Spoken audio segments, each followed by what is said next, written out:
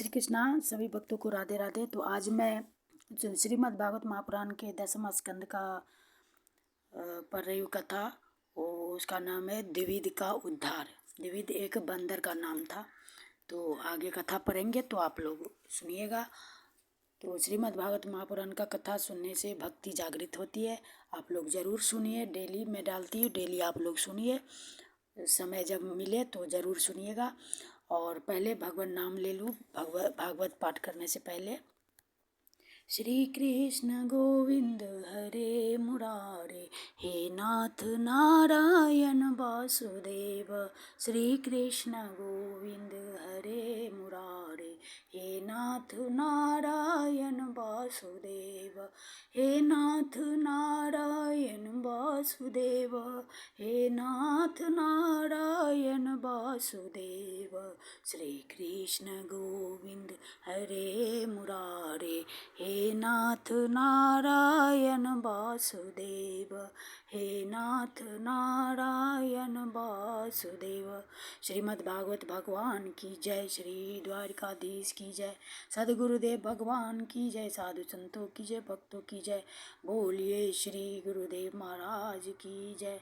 सुखदेव जी महाराज की जय। जय जय श्री राधे श्याम।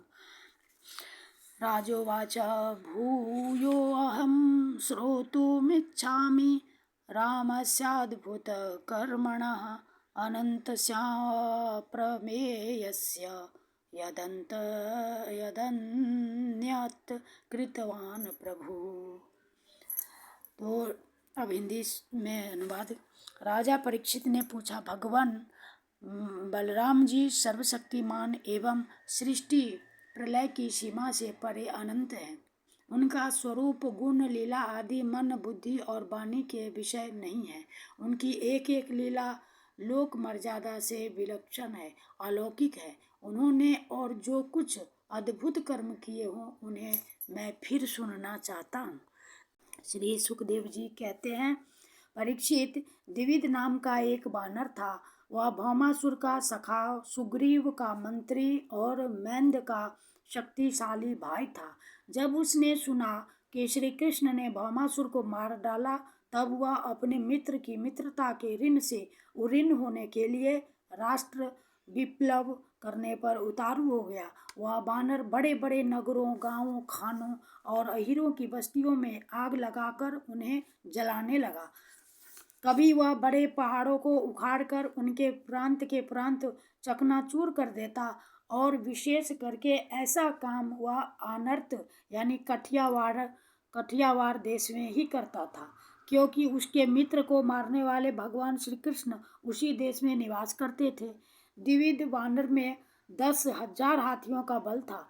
कभी कभी वह दुष्ट समुद्र में खड़ा हो जाता और हाथों से इतना जल उछालता कि समुद्र तट के देश डूब जाते।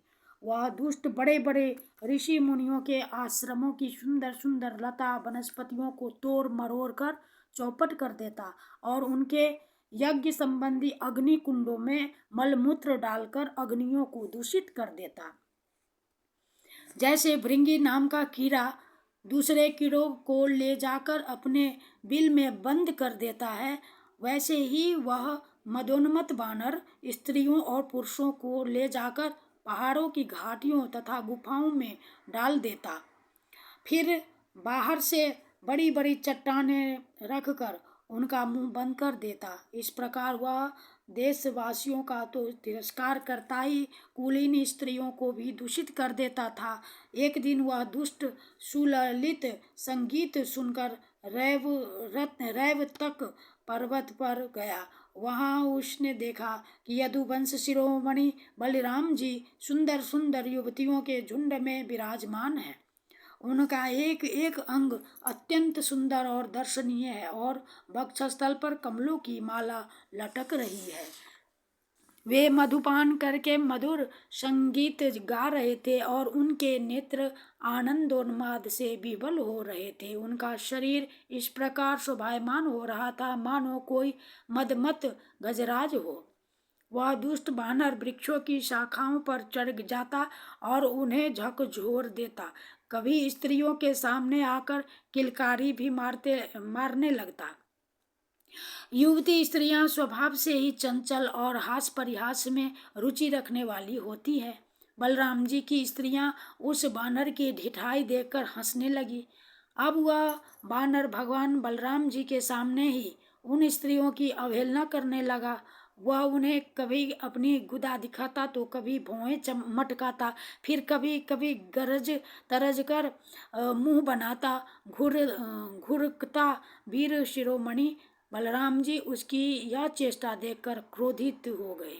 उन्होंने उस पर पत्थर का एक टुकड़ा फेंका, परंतु द्विविद ने उससे अपने को बचा लिया और झटपट मधु कलश उठा लिया तथा बलराम जी की अवहेलना करने लगा। उस धूर्त ने मधु कलश को तो फोड़ ही डाला, स्त्रियों के वस्त्र भी फाड़ डाले और अब वह दुष्ट हंस हंस कर बलराम जी को क्रोधित करने लगा। परीक्षित जब इस प्रकार बलराम और मदोन्मत्त द्विविद बलराम जी को नीचा दिखाने लगा, उनका घोर तिरस्कार करने लगा, तब उन्होंने उसकी ढिठाई देखकर और उसके द्वारा सताए हुए देशों की दुर्दशा पर विचार करके उस शत्रु को मार डालने की इच्छा से क्रोध पूर्वक अपना हल मूसल उठाया। द्विविद भी बड़ा बलवान था। उसने अपने एक ही हाथ से शाल का पेड़ उखाड़ लिया और बड़े वेग से दौड़कर बलराम जी के सिर पर उसे दे मारा। भगवान बलराम पर्वत की तरह अविचल खड़े रहे।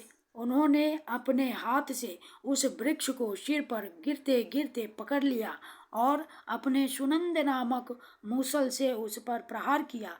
मूसल लगने से द्विविद का मस्तक फट गया और उससे खून की धारा बहने लगी। उस समय उसकी ऐसी शोभा हुई मानो किसी पर्वत से गेरू का सोता बह रहा हो। यानी सोता मतलब खून, ब्लड, रक्त। सोता का मतलब खून होता है, बह रहा हो। परंतु द्विविद ने अपने सिर फटने की कोई परवाह नहीं की। उसने कुपित होकर एक दूसरा वृक्ष उखाड़ा, उसे झाड़ झूड़ कर बिना पत्ते का कर दिया और फिर उससे बलराम जी पर बड़े जोर का प्रहार किया। बलराम जी ने उस वृक्ष के सैकड़ों टुकड़े कर दिए। इसके बाद द्विविद ने बड़े क्रोध से दूसरा वृक्ष चलाया, परंतु भगवान बलराम जी ने उससे भी शतधा छिन्न भिन्न कर दिया। इस प्रकार वह उनसे युद्ध करता रहा। एक वृक्ष के टूट जाने पर दूसरा वृक्ष उखाड़ता और उससे प्रहार करने की चेष्टा करता। इस तरह सब ओर से वृक्ष उखाड़ उखाड़ कर लड़ते लड़ते उसने सारे वन को ही वृक्षहीन कर दिया। वृक्ष न रहे तब द्विविद का क्रोध और भी बढ़ गया तथा वह बहुत चिढ़कर बलराम जी के ऊपर बड़ी बड़ी चट्टानों की वर्षा करने लगा, परंतु भगवान बलराम जी ने अपने मूसल से उन सभी चट्टानों को खेल खेल में ही चकनाचूर कर दिया। अंत में कपिराज द्विविद अपनी ताड़ के समान लंबी बाहों से घूंसा बांधकर बलराम जी की ओर झपटा और पास जाकर उसने उनकी छाती पर प्रहार किया। अब यदुवंश शिरोमणि बलराम जी ने हल और मूसल अलग रख दिए तथा क्रुद्ध होकर दोनों हाथों से उसके जत्रु स्थान यानी हंसली गर्दन के ऊपर प्रहार किया। इससे वह बानर खून उगलता हुआ धरती पर गिर पड़ा। परीक्षित, आंधी आने पर जैसे जल में डोंगी डगमगाने लगती है, वैसे ही उसके गिरने से बड़े बड़े वृक्षों और चोटियों के साथ सारा पर्वत हिल गया। आकाश में देवता लोग जय जय, सिद्ध लोग नमो नमः और बड़े बड़े ऋषि मुनि साधु साधु के नारे लगाने लगे और बलराम जी पर फूलों की वर्षा करने लगे। परीक्षित, द्विविद ने जगत में बड़ा उपद्रव मचा रखा था, अतः भगवान बलराम जी ने उसे इस प्रकार मार डाला और फिर वे द्वारकापुरी में लौट आए।